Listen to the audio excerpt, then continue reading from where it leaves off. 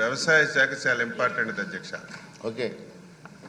Last 5 years ఒక సంవత్సరానికి 7,500 రూపాయలు రైతులకి ఇచ్చి మొత్తం ఆ డిపార్ట్మెంట్ అంతా క్లోజ్ చేశారు అధ్యక్ష. ఒక రైతు వ్యవసాయం చేయాలన్నా లాభసాటిగా పొందాలన్నా ఆ 7,500 సరిపోదు అధ్యక్ష. ఈరోజు మనం అన్నదాత సుఖీభావ కింద కేంద్ర ప్రభుత్వం రాష్ట్ర ప్రభుత్వం కలిసి 20,000 ఇవ్వాలని చెప్పి నిర్ణయం తీసుకున్నాం అధ్యక్ష. ఈ 20,000 రూపాయలు ఇస్తే రైతుకి ఏం ఉపయోగం ఉండదు అధ్యక్ష.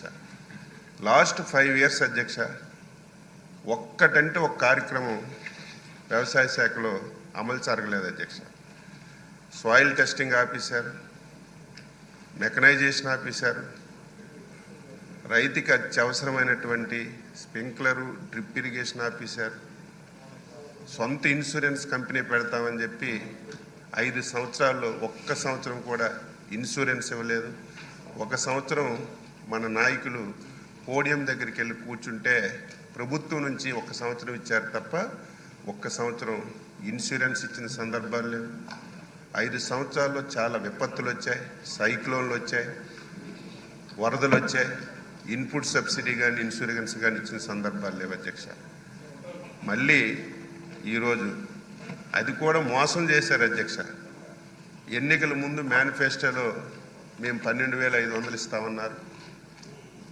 ప్రతి సమావేశంలో ఆ రోజు ఉన్నటువంటి నాయకులు మేము రైతు భరోసా కింద 12,500 ఇస్తామని చెప్పి అధికారంలోకి వచ్చిన తర్వాత కేంద్ర ప్రభుత్వం ఇచ్చినటువంటి 6,000 రూపాయలతో కలిసి 12,500 ఇచ్చి మోసం చేశారు అధ్యక్ష. మనం అలా కాదు అధ్యక్ష. మేనిఫెస్టోలో పెట్టాం, ఎన్నికల ప్రచారంలో చెప్పాం, కేంద్ర ప్రభుత్వం రాష్ట్ర ప్రభుత్వం కలిసి 20,000 రూపాయలు రైతు రేపు పెట్టుబడి సాయం కింద అన్నదాత సుఖీభావలో ఇస్తామని చెప్పి స్పష్టంగా మాటించాం అధ్యక్ష. రేపు మేళంలో ఆ కార్యక్రమాన్ని అమలు చేయడానికి గౌరవ ముఖ్యమంత్రి గారు నిర్ణయం చేశారు. అయితే కేంద్ర ప్రభుత్వం అధ్యక్ష 42 లక్షల మందికి ఇస్తుంది. ఎందుకంటే వెబ్ల్యాండ్లో ఎవరైతే నమోదు చేసుకోబడతారో వారికే కేంద్ర ప్రభుత్వం సాయం చేస్తుంది అధ్యక్ష. దీనికి అనుగుణంగా రాష్ట్రంలో చాలామంది ఇంకొక 8-9 లక్షల మంది వెబ్ల్యాండ్లో నమోదు చేసుకోకపోవడం వల్ల కేంద్ర ప్రభుత్వం నుంచి సాయం రావటం లేదు అధ్యక్ష. అదేవిధంగా చాలామంది కౌలు రైతులు కూడా మన రాష్ట్రంలో 90% మంది కౌలు రైతులు ఉన్నారు. వారికి కూడా ఈ అన్నదాత సుఖీభావ కింద ఇచ్చే పరిస్థితి లేదు. అందుకే ముఖ్యమంత్రి గారు స్పష్టంగా చెప్పారు, ఇటు భూమి లేనటువంటి నిరుపేద రైతులు ఎవరైతే కౌలు రైతులు ఉన్నారో వాళ్ళకు కానీ వెబ్ల్యాండ్లో లేనటువంటి వాళ్ళకి కానీ తప్పనిసరిగా ఈ పరిహారం అందించాలని చెప్పి నిర్ణయం చేశారు. శాసనసభ ద్వారా రైతాంగానికి మాటిస్తున్నాం. అర్హత కలిగిన ప్రతి ఒక్కరికి కూడా రేపు ఈ పరిహారం అందిస్తామని చెప్పి శాసనసభ ద్వారా రైతులకి తెలియజేస్తూ, ఇదేదో ఒక పరిహారం కాదు అధ్యక్ష. 2019 నుంచి 24 వరకు ఆగిపోయినటువంటి పథకాలన్నీ కూడా మళ్ళీ సాయిల్ టెస్టింగ్ చేస్తున్నాం, మళ్ళీ యాంత్రీకరణ ప్రవేశపెడుతున్నాం. ముఖ్యమంత్రి గారు 90% సబ్సిడీతో మళ్ళీ స్ప్రింక్లర్లు డ్రిప్లు ఇచ్చే కార్యక్రమాన్ని తీసుకున్నాం.